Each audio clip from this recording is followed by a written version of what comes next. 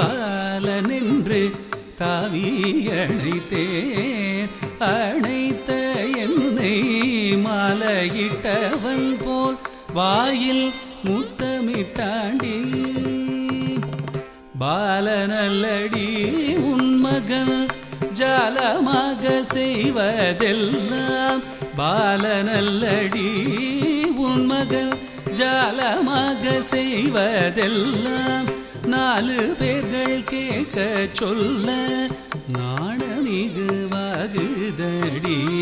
பாலனல்லடி உன் மகன் ஜாலமாக செய்வதெல்லாம்.